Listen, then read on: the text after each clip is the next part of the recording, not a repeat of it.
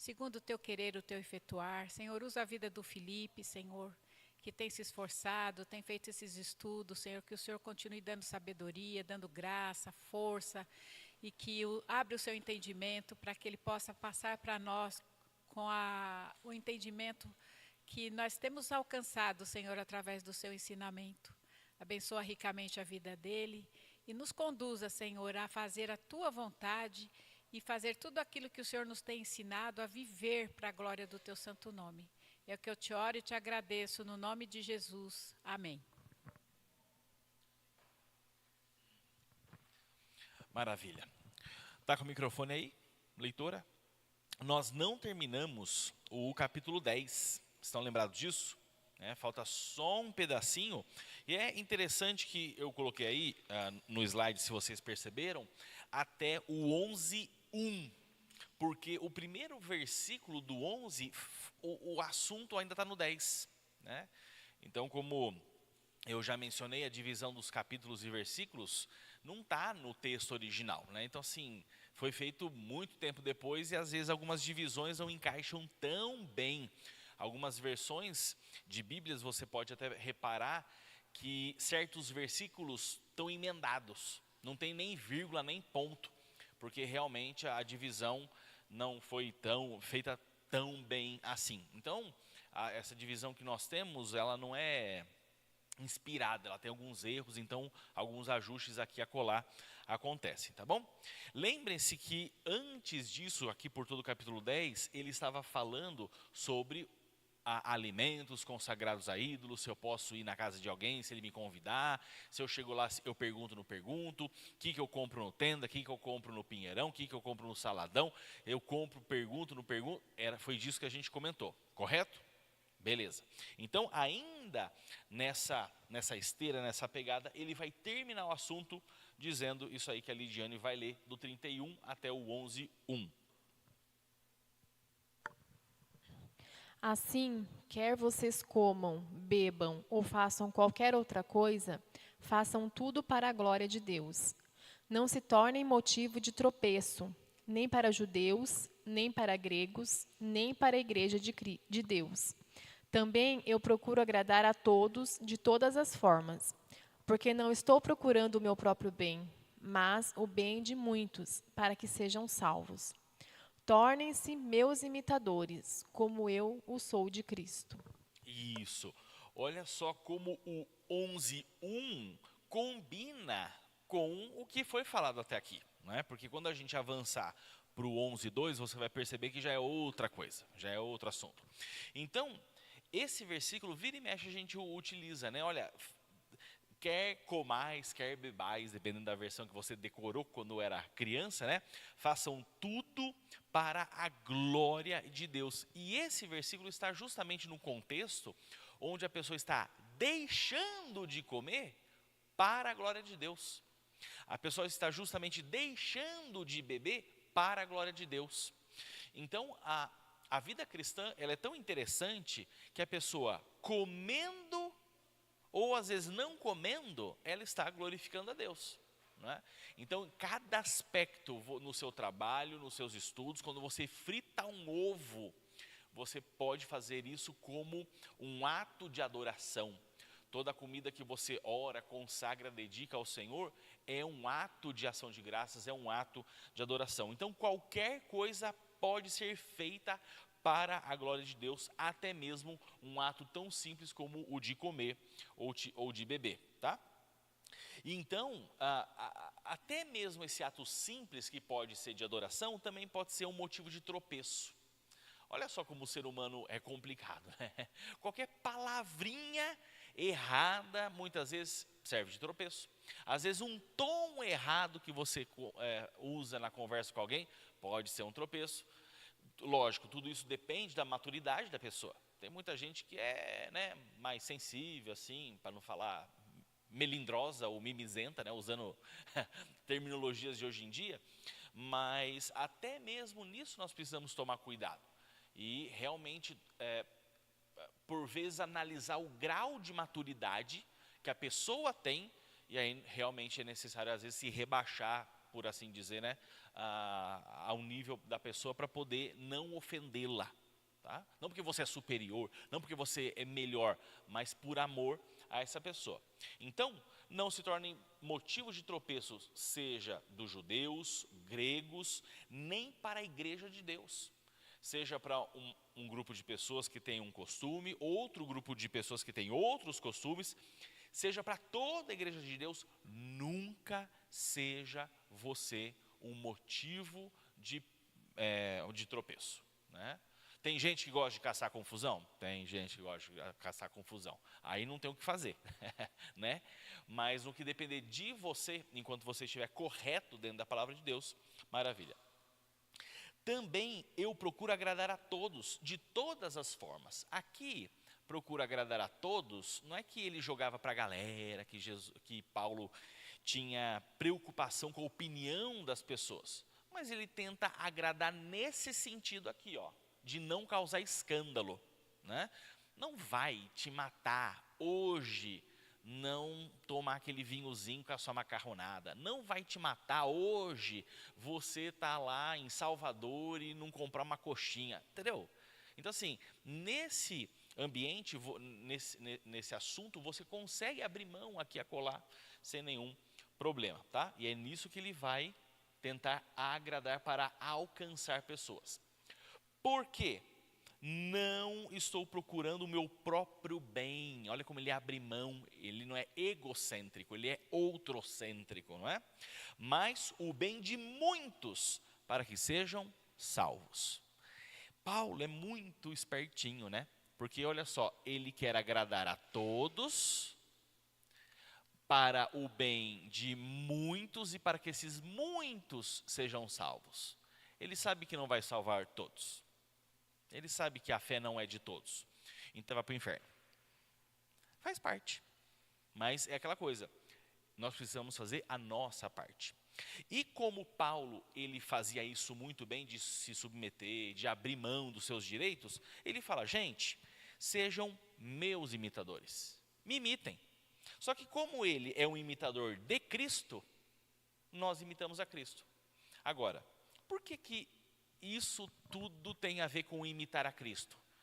Gente, teve alguém que mais abriu mão dos seus direitos do que o próprio Senhor Jesus Cristo no que diz respeito à sua glória, à sua honra? Filipenses 2, ele se autoesvaziou da sua glória, da sua majestade, não do seu poder, né? Ele não deixou de ser Deus, mas ele se esvaziou da sua pompa. Quando você lê lá, por exemplo, as histórias do Antigo Testamento, quando os hebreus pararam lá diante do Monte Sinai, era raio, trovão, relâmpago para todo lado, fogo descendo, fogo subindo, a terra tremendo. Aquilo ali é a manifestação da glória de Deus, não é? Jesus nasceu como um bebê. Entendeu?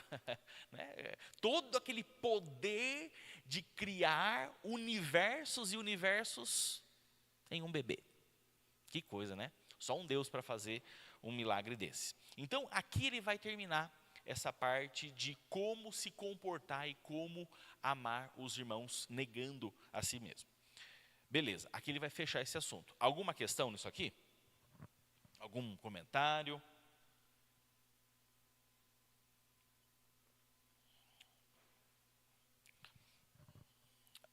Não? Então tá bom. Agora nós vamos entrar no assunto do véu. Saudades do véu?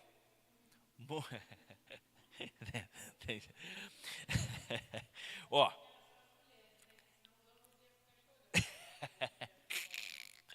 Olha só.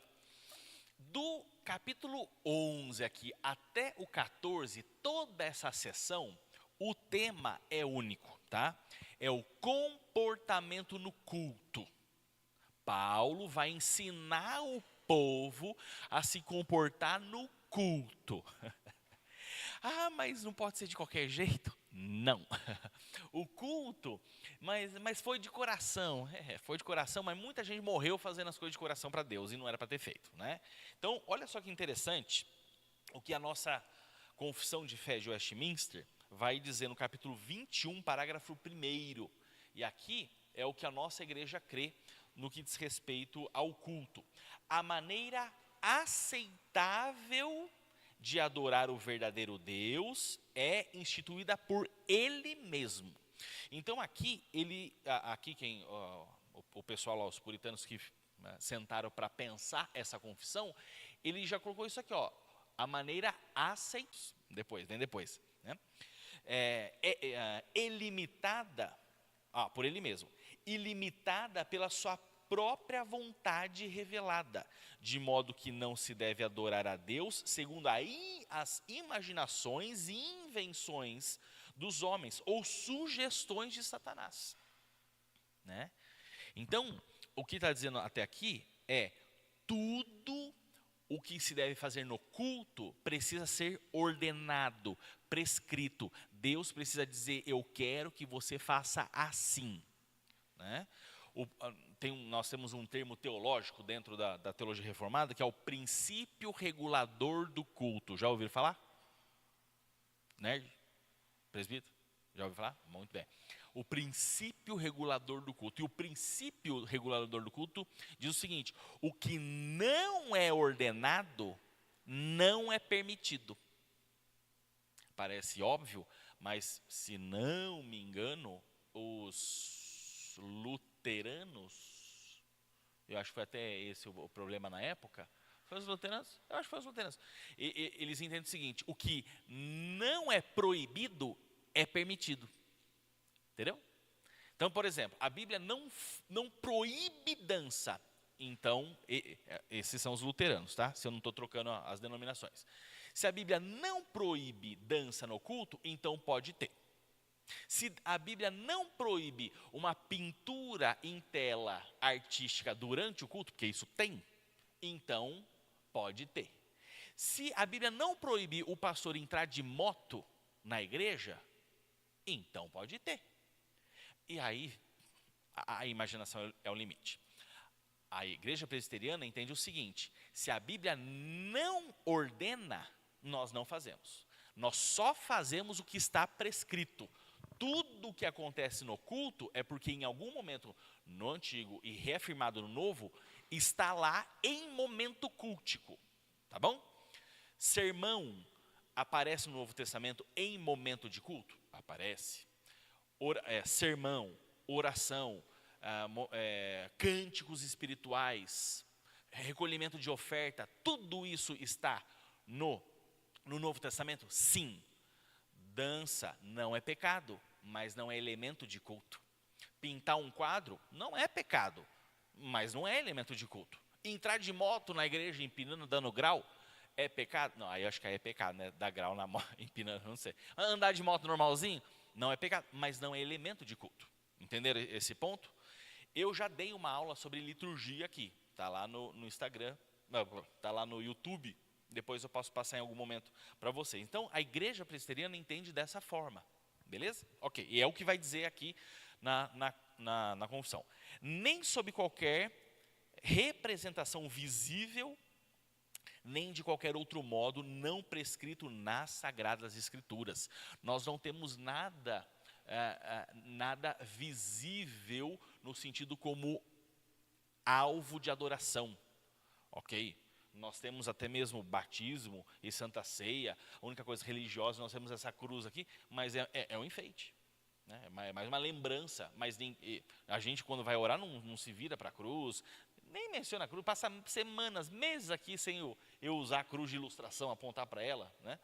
Então, nada disso acontece. Aqui ele vai, então, nessa sessão, falar disso. Por isso que ele começa falando sobre o véu, depois ele vai falar um pouquinho sobre Santa Ceia, depois ele vai falar sobre os dons espirituais, ele vai regulamentar, por assim dizer, o dom de línguas, porque todo mundo queria falar ao mesmo tempo, então ele vai botar ordem em tudo isso daí.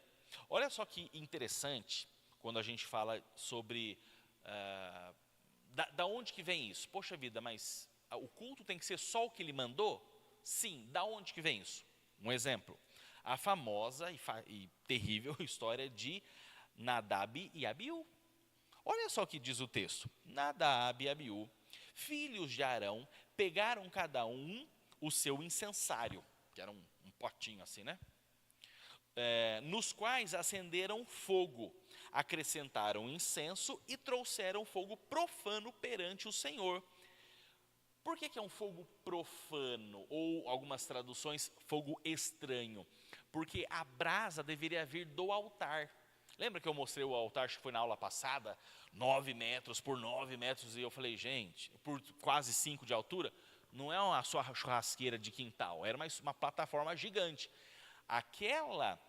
Aquele fogo nunca parava de queimar, então sempre tinha brasa, tinha cinza, era dali que ele tinha que pegar a brasa, misturar com a erva do incenso para gerar a fumacinha cheirosa.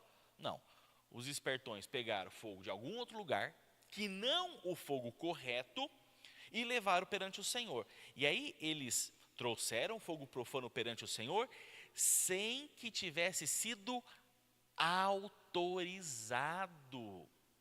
Não, Senhor, esse fogo aqui, ó, tá aqui pertinho, é mais fácil, né? Até o fogo é mais forte, não sei, né? Sempre tem uma desculpa assim, uma boa intenção por trás. E aqui esse autorizado é a palavra tsava, tsava. E tsava pode ser traduzido por mandar, então ficaria assim, ó, sem esses dois terem sido autorizados, ordenados, é o que vai dizer a ara, dar ordens, encarregar, incumbir, decretar. Não, isso aí não foi decretado.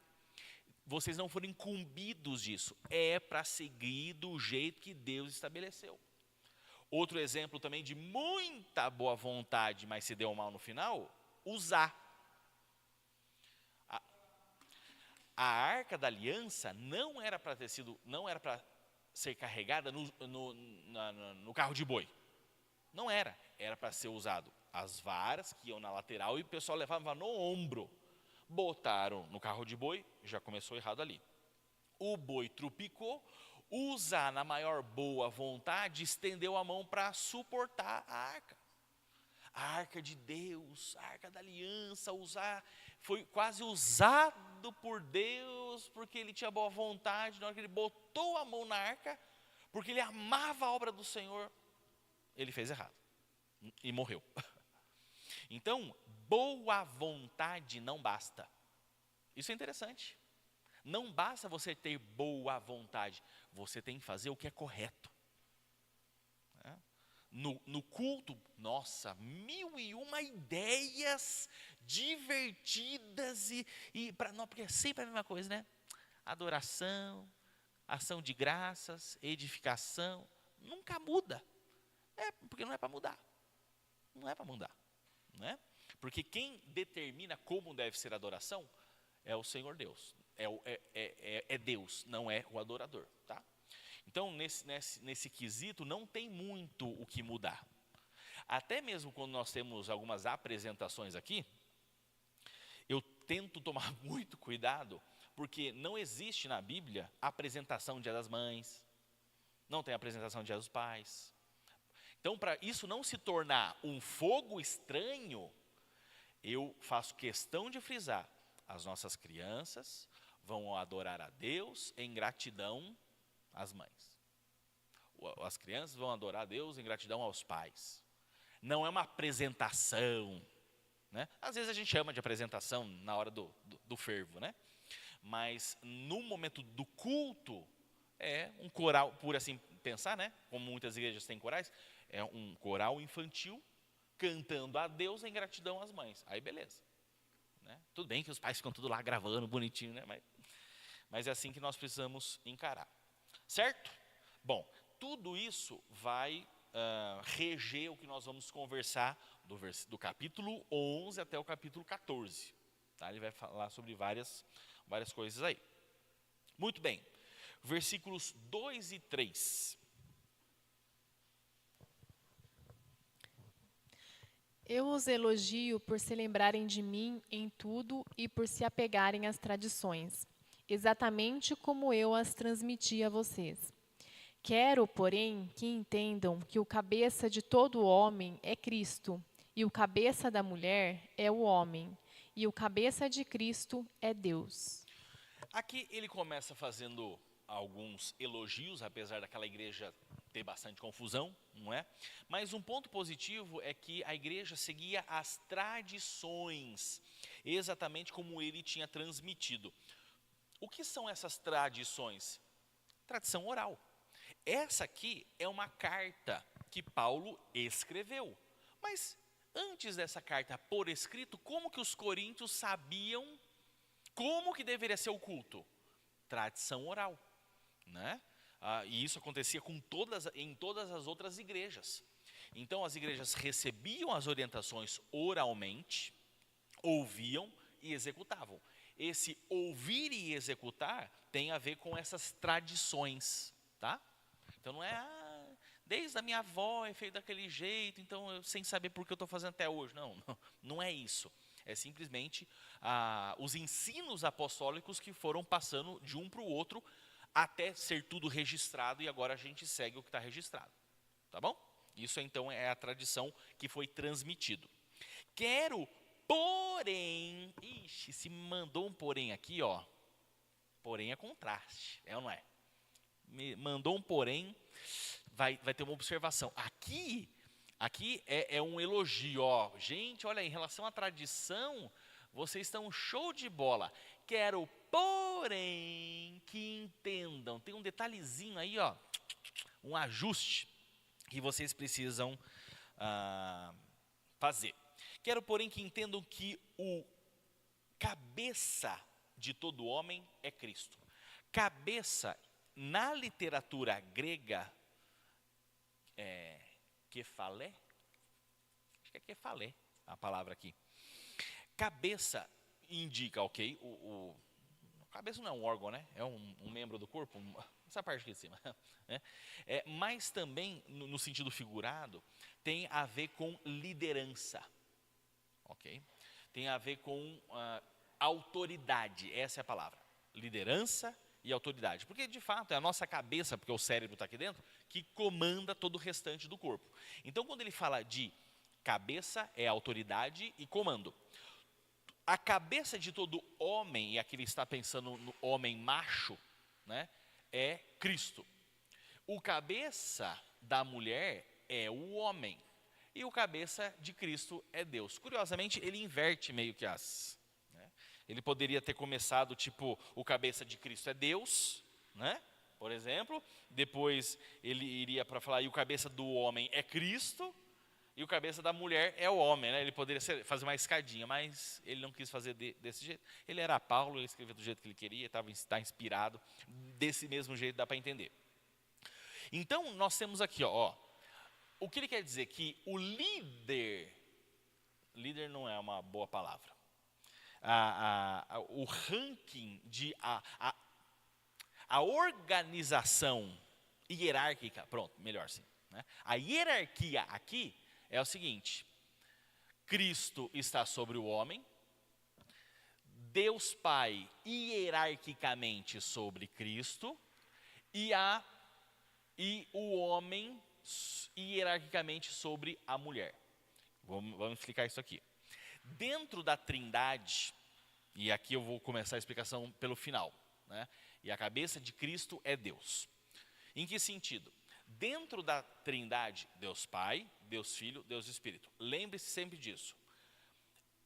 Um único Deus que subsiste, se apresenta em três pessoas.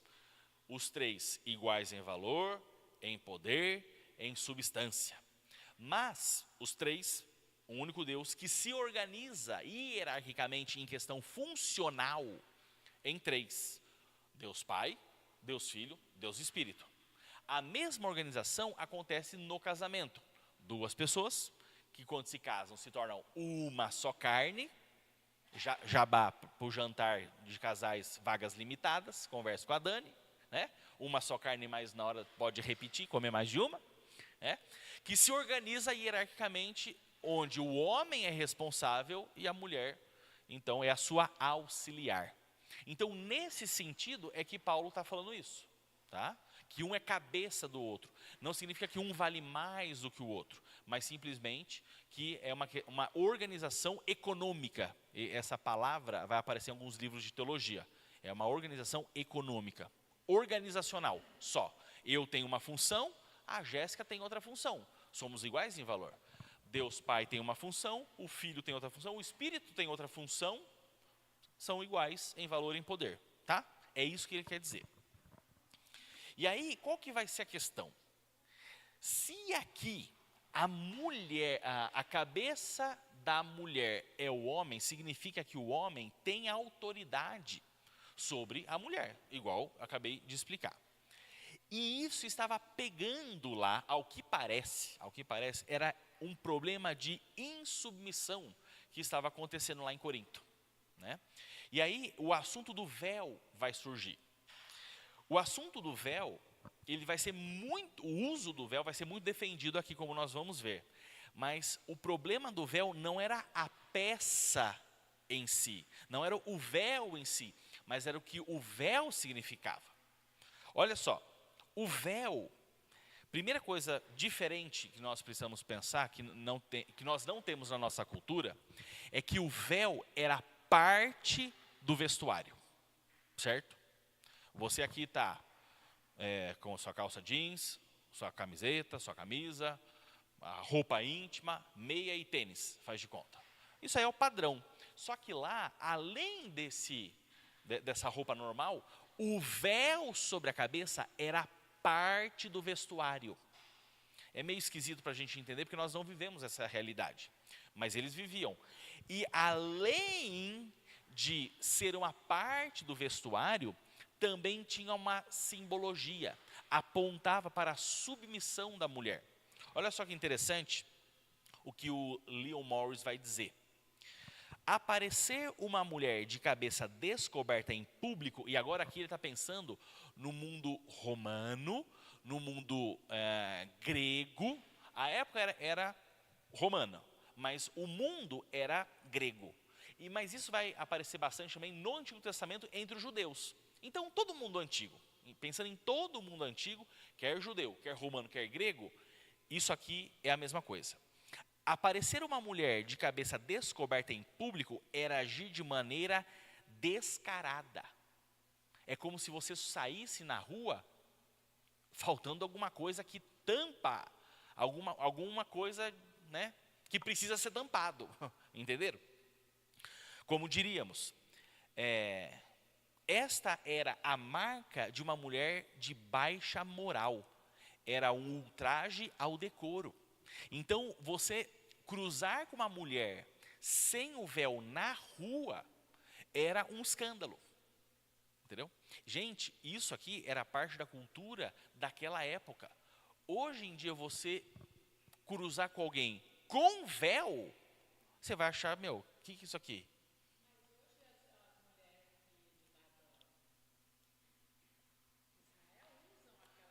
Sim. Mas o princípio é o mesmo. A Célia está falando que hoje em dia lá em Israel, as mulheres usam véu. E é verdade. É isso aqui.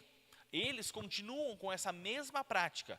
Eu acho que as moças muçulmanas, elas podem usar, se não me falha a cachola, elas podem ficar sem véu até a menstruação. A partir da primeira menstruação, elas têm que colocar o véu.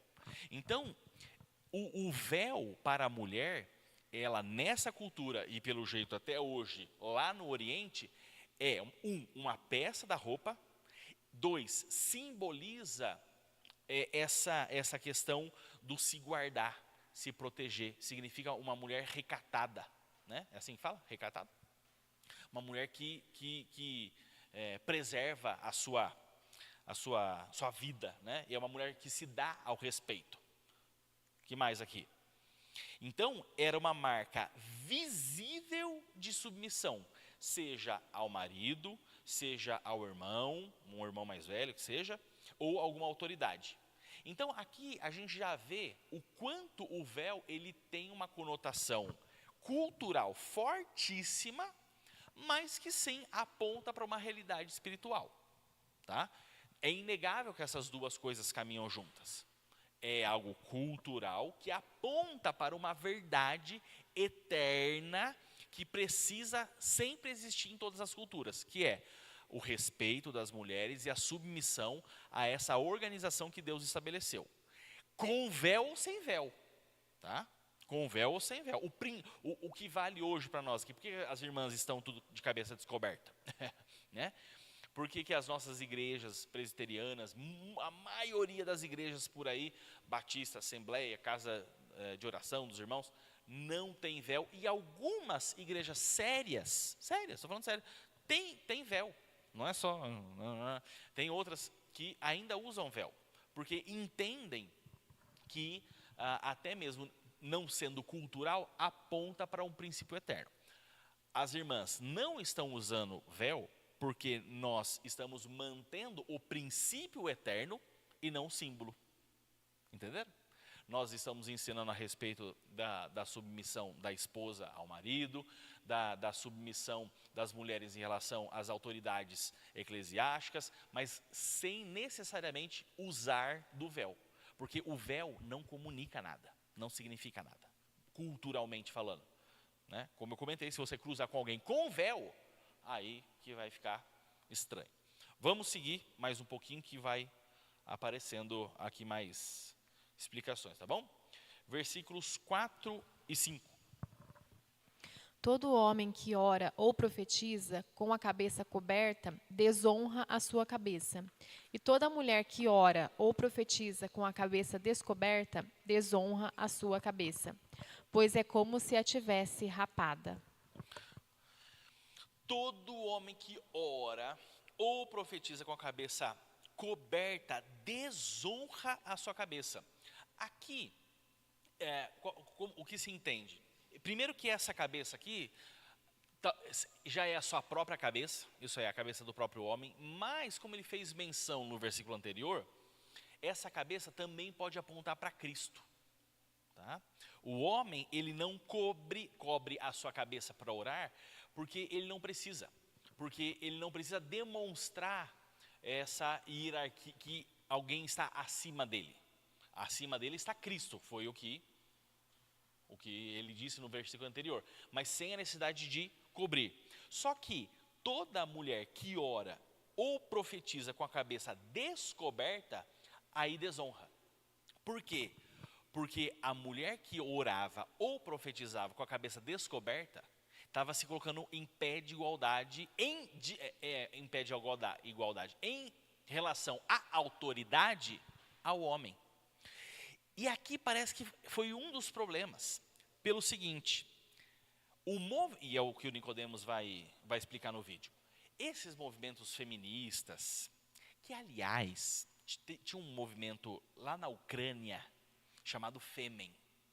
Gente, onde o Fêmen aparecia, era um monte de mulher seminua, com o corpo pintado, com placa, né, gritando palavras de ordem, direitos iguais. Vocês acreditam que desde o início da guerra na Ucrânia, eu não vi mais essa mulherada? Sumiu. Parece que elas já estavam meio que enfraquecidas antes, mas na hora de ir para a guerra, engraçado, esses movimentos não pedem direito igual, né?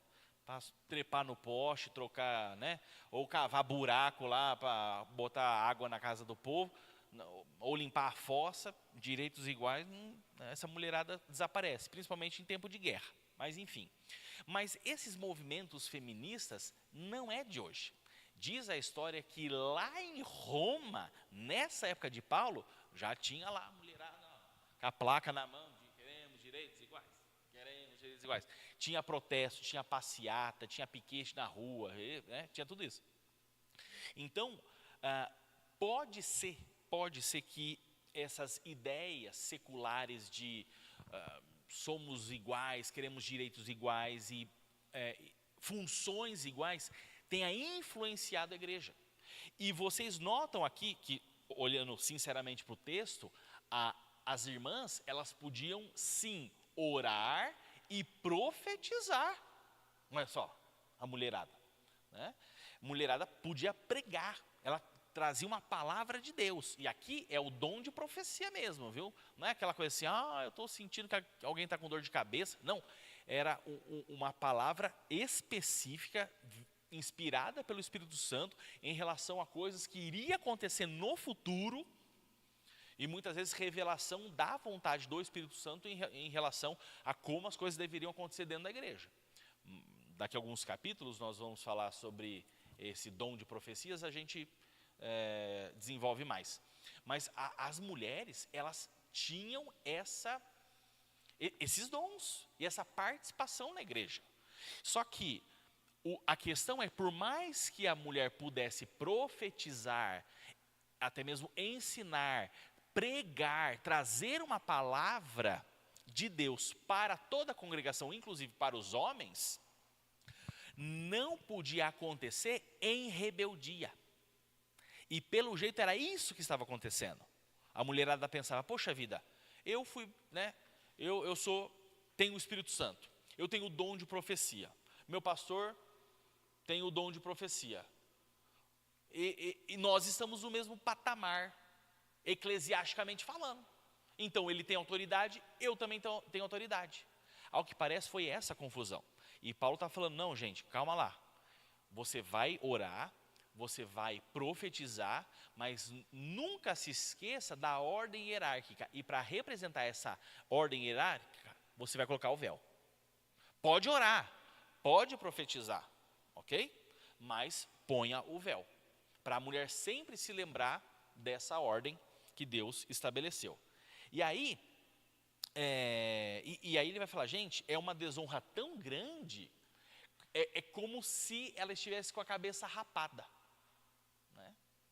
Culturalmente falando, era um escândalo tão grande, pois é como se tivesse rapada, né? A cabeça rapada. Tudo bem até aqui? Estão entendendo o que eu estou querendo dizer? Fala, Lidiane.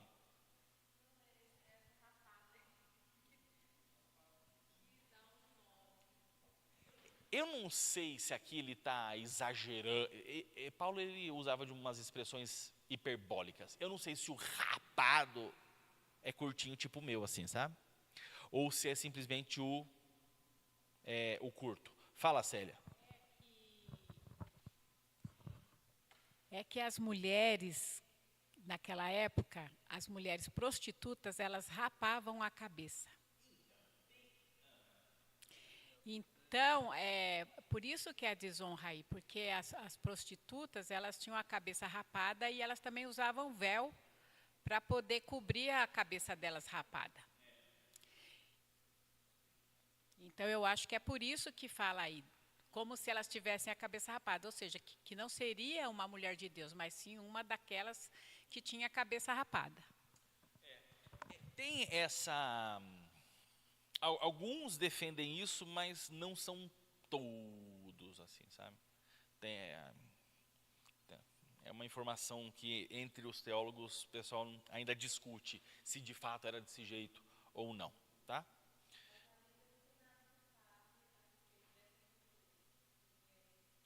Das prostitutas? Não fala.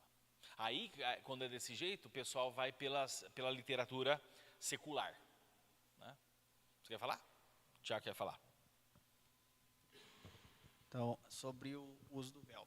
Uma dúvida sobre... Por exemplo, digamos que uma mulher da congregação, ela se converte, mas ela entende... Da mesma forma, eu já tinha lido sobre igrejas sérias, onde realmente eles defendem o uso do véu. E aí, digamos que ela entende que realmente é algo que tem que ser usado, ela tem que usar o véu tal, e tudo mais. Aí ela procura uma igreja séria, onde as irmãs usem véu, não acha, e vem para cá. E ela coloca o véu aqui. Qual seria a nossa atitude diante disso, para não, porque os irmãos de alguma forma, sei lá, né, alguém vai ficar, oxe, mas que aquela irmã tá... Vamos lá. Ótima pergunta. Eu ia chegar nisso, mas como o presbítero é muito esperto. Gente, mais uma vez, o véu em si é algo, né, nessa passagem, estimulado, é algo bom, é algo relevante, porque aponta para uma questão espiritual eterna, a submissão, a hierarquia. A palavra agora, nesse caso aqui, se a pessoa chega usando o véu, gente, deixa a irmã com o véu. Deixa a irmã com o véu. Ela entende que o véu aponta para a submissão? Sim. Ela sabe que aquele pedaço de pano representa tudo que nós estamos conversando aqui? Ou ela tem alguma questão mística no coração em relação ao véu? Não, mas ela se sente bem porque foi criada durante 40 anos usando o véu e ela não consegue se libertar? Deixa a pobre da irmã com o véu. Deixa a irmã com o véu, gente. Não vamos servir de pedra de tropeço por causa de um pedaço de pano na cabeça. Não tem problema. Né? Não, já, isso aí já. Mas é interessante, ele acabou de falar, porque, gente, o uso do véu não é pecado. Tem muita igreja hoje, crente, vocês não eram da Assembleia? Não usava véu na época de vocês? Não, mas tinha muita Assembleia que usava, né? Tem Assembleia por aí que... mas eu acho que teve alguma... Já ouviram falar de algumas assembleias? Não, gente do céu, nas minhas pesquisas eu vi que teve, no passado, algumas que utilizaram. Então, até na igreja católica acontecia. Mas assim, o uso do véu, que nem você vê aqui, eu estou me esforçando, vou ser honesto agora, hein? Eu estou me esforçando para explicar porque nós não usamos. Está entendendo? O meu esforço nessa aula é explicar por que nós não usamos. Então, se alguém chega aqui e falar, pastor, minha história é assim, assim, assado, né? Mas eu quero usar o véu, tudo bem? Ó, minha irmã, fica com o véu aí. Vou falar o quê? Vai embora. Oxi, fica com o véu, depois a gente resolve isso aí. Pera aí, a Mirelle lá. Quer usar véu, Mirelle?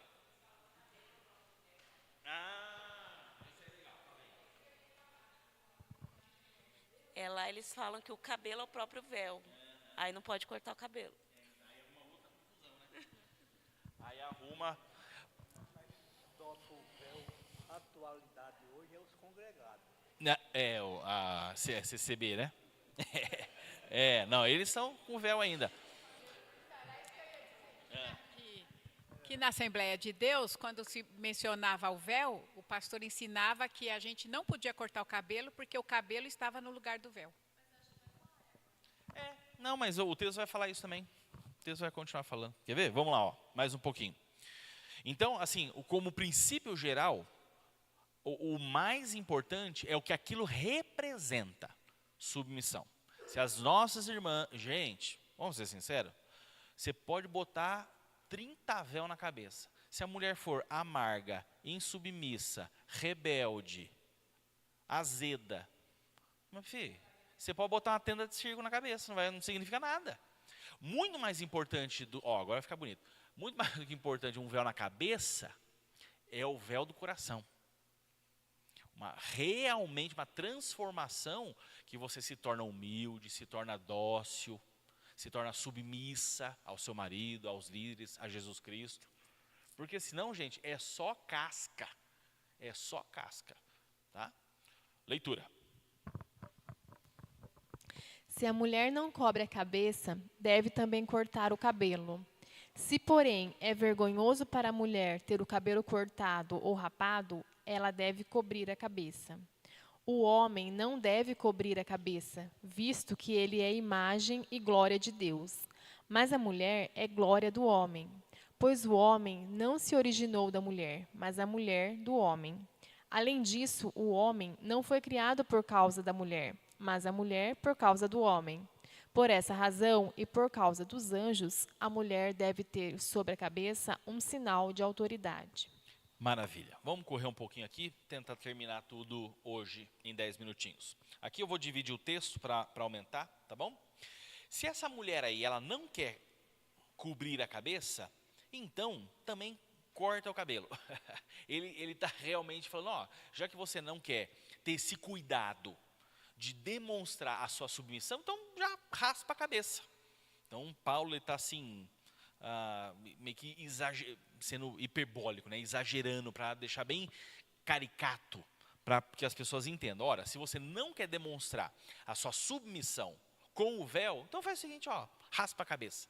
Porque às vezes, quando você joga para o absurdo, quando você aumenta, você entende a questão pequenininha.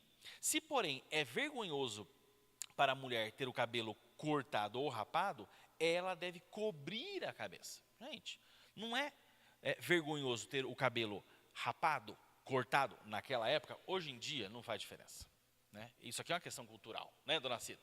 Ter o cabelo curtinho assim, muitas vezes é sinal de elegância, né? Agora ela falou que é moda. Mulher velha tem que cortar o cabelo para ficar jovem, né? É questão cultural. Você cruzar com mulher com a cabeça raspada é um pouco mais raro, tem. Mas hoje em dia cabelo curtinho não significa que você é menos crente por ter o cabelo curtinho, não é?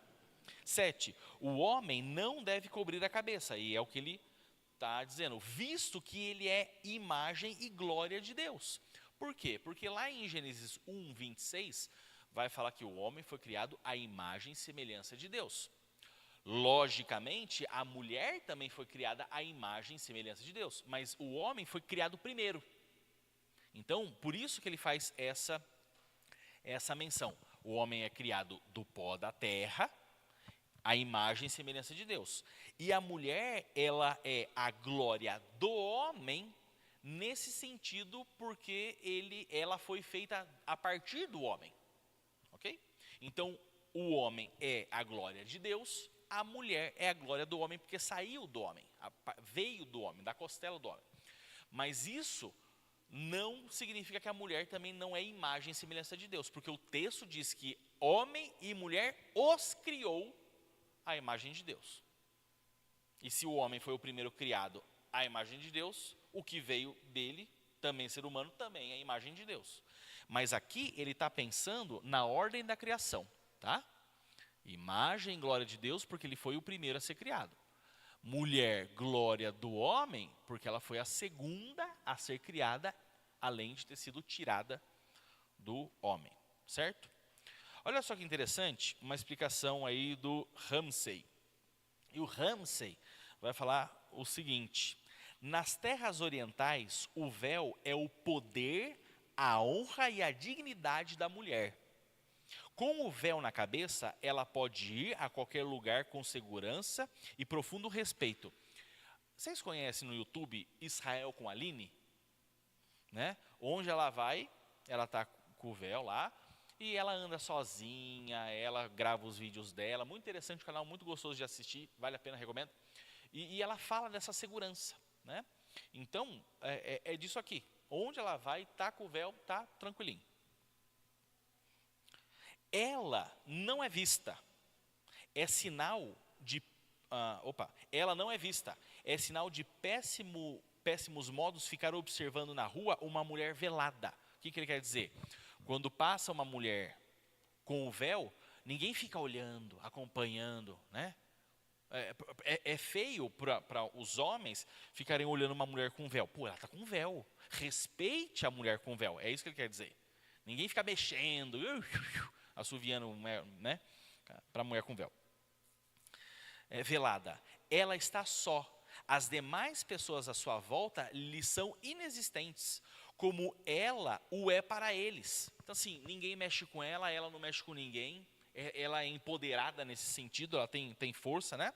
Ela é suprema na multidão, mas, isso aqui para os orientais, sem o véu, a mulher é algo nulo, que qualquer um pode insultar. Olha só que diferente essa cultura, né? A autoridade e a dignidade de uma mulher se esvaem juntamente com o véu que tudo cobre, quando ela se descartar dele. Então, realmente, o véu é um sinal de uma mulher de respeito, que se valoriza, se guarda. Uma mulher que andasse naquela rua, naquela época, nas ruas, sem o véu, mulher da vida. Mulher que não se preserva. Gente, isso aqui não tem nada a ver com a nossa cultura. Nada a ver, né? Então, por isso que ele está insistindo, gente, mulherada, véu, véu, véu. Porque se na rua é desse jeito, quanto mais dentro da igreja. Então tem a ver com escândalo, né? O escândalo dentro e fora da igreja. Pois, 8. O homem não se originou da mulher, mas a mulher do homem, nesse sentido de que a mulher foi moldada a partir da costela do Adão. Além disso, o homem não foi criado por causa da mulher, mas a mulher por causa do homem. E é verdade, uma vez que o homem foi criado, se viu ali incapaz, inútil, sem um animalzinho ali que lhe corresponda, Deus falou, ixi, esse daí, meu filho, não vai fazer duas coisas ao mesmo tempo. É melhor eu fazer uma auxiliadora, alguém que lhe corresponda, porque ele vai botar uma meia num pé e não vai achar outro que vai estar sentado em cima. Então, deixa eu fazer uma mulher para ele. E aí, a mulher foi feita por causa do homem, né? Algumas pessoas dizem que Deus primeiro fez o rascunho, para depois fazer uma obra melhor, né? Mas nem todos leem direito a Bíblia, então, paciência. E aí, além dele ter falado da criação, da trindade, de questões culturais, agora ele vai meter os anjos no meio. E eu gosto muito dos anjos, sabe? É um assunto bem interessante. Olha só que legal. Por essa razão, isso é por tudo que foi comentado aqui em cima, e por causa dos anjos, a mulher deve ter sobre a cabeça um sinal de autoridade. Olha como ele mata a charada aqui, ó. É um sinal de autoridade. Hoje nós não temos o sinal, mas toda mulher precisa entender e ser submissa. Falei dos anjos. Os anjos, das poucas vezes que eles são mencionados na Bíblia, eles são considerados espíritos ministradores para várias coisas. E parece, de acordo com o Novo Testamento, que eles se fazem presente no culto. Eles vêm para o culto. Né? Não deve chegar atrasado, eu imagino, mas eles vêm para o culto. Eles fazem presente aqui.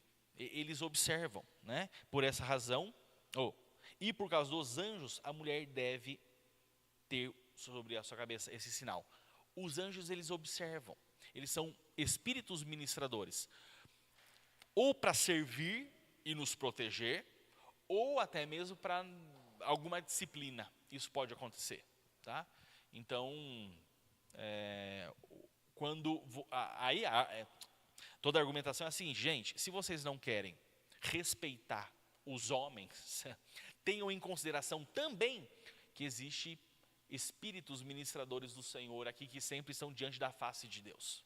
Então, Paulo apela ao respeito não só dos homens e da liderança, mas também dos anjos que estão olhando o comportamento dessas mulheres, né? Então, aquela música, vejo anjo voando nesse lugar, né? Não tá tão fora assim, né? Eu não consigo ver anjo, não sei se alguém consegue, mas eles estão por aí, né? Então, qualquer dia eu dou uma aula sobre angiologia. Legal, angiologia legal. E aí a gente vai ter que parar por aqui, né? Nós lemos até o 10, foi isso?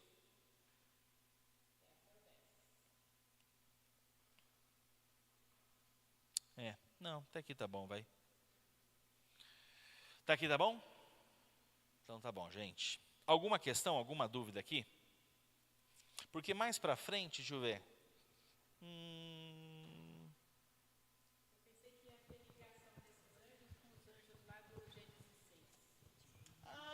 É verdade. Tá. Tem essa posição também. Boa. Tem gente que entende o seguinte. Lembra lá antes de Gênesis 6? No finalzinho do 5, né? Lá no finalzinho de Gênesis 5, vai dizer que os filhos de Deus se apaixonaram pelas filhas dos... Ixi, tem a ver que você quer falar sobre isso? É outra coisa? Tá, então... então aguenta. Eu já vi o Tiago aqui, cara. Ai. Então, lá o finalzinho do 5 fala que os filhos de Deus se apaixonaram pelas filhas dos homens. E algumas pessoas entendem... Já é no 6? Tá. Algumas pessoas entendem que os anjos, que por vezes sim são chamados de filhos de Deus, olharam lá de cima as filhas dos homens. E falaram, nossa, mulherada bonita. E desceram e se casaram. E o resultado da mistura, esses híbridos entre seres angelicais e humanos, foram os gigantes, os nefilins, né? Mas não cola isso, tá? é muito mais fácil. Então, porque anjo é espírito, eles não se casam, não se dão em casamento, é o que Jesus vai falar. É muito mais fácil, muito mais simples entender que são duas descendências, né? A descendência de Sete, que foi uma descendência que sempre seguiu ao Criador, e a descendência de Caim, que é a descendência rebelde. Os filhos de Deus, a descendência de Sete, se apaixonaram pelos descendentes de Caim, aí se misturou. Aí não tinha mais uma linhagem santa, embolou tudo. Tá? Algumas pessoas entendem aqui que esses anjos, eles ficavam de zóio nas irmãzinhas da igreja, de varoagem, e aí as irmãs tinham que usar o véu porque o anjo podia vir se apaixonar. Não faz sentido, porque e se o anjo olhasse a irmãzinha depois do culto? Ia dar na mesma, né? Não faz sentido nenhuma essa argumentação. Então, o mais fácil é juntar com o restante do que a Bíblia fala sobre anjos, que é, os anjos estão aqui, são ministradores para nos proteger, nos servir, nos disciplinar como agentes de Deus, e né, eles são observadores e nós precisamos respeitar esses seres também. Isso. Aí do seu lado tem um anjão, minha irmã.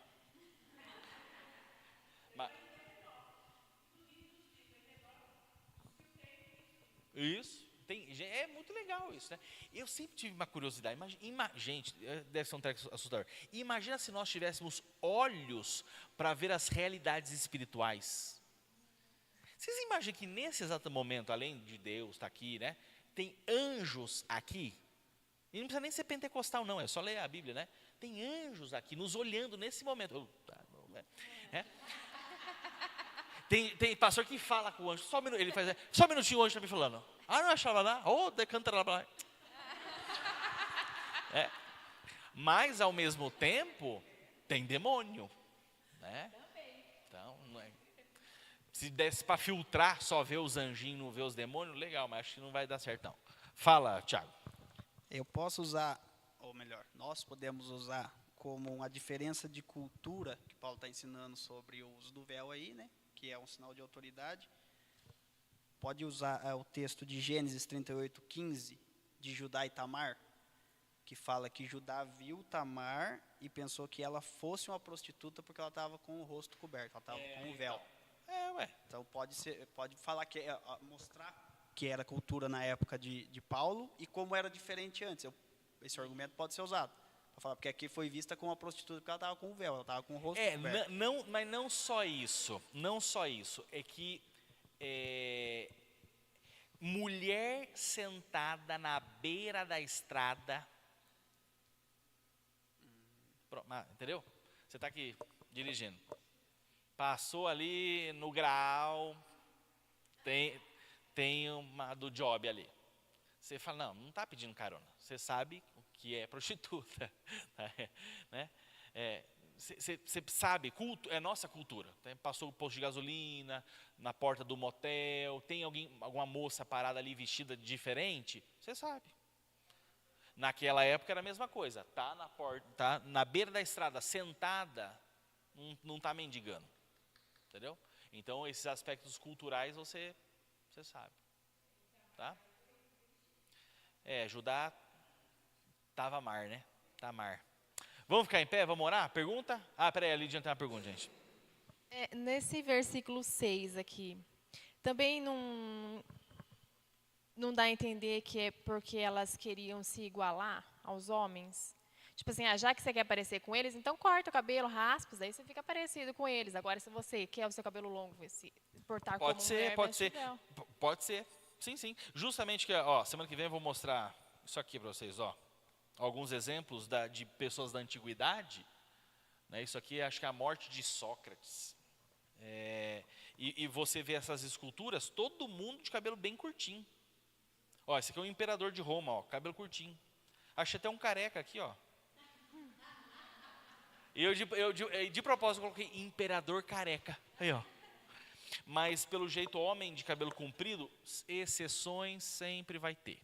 Principalmente quando Hollywood faz filme de Jesus. Mas, no geral, é cabelinho curtinho, tá vendo? Gente, vamos orar? Vamos orar, agradecer a Deus. Você ia falar, você já falou, né? Da Tamar. Então tá bom. Vamos lá pro fundo. Uma oração do fundão.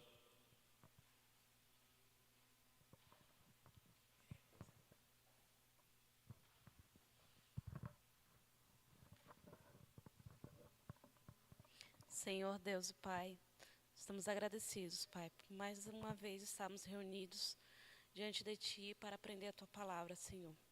Que possamos praticar, Senhor, no nosso dia a dia e fazer sempre a Tua vontade, Senhor. É isso que te pedimos, Senhor, e te agradecemos, no nome de Jesus. Amém. É isso aí, gente. Deus abençoe.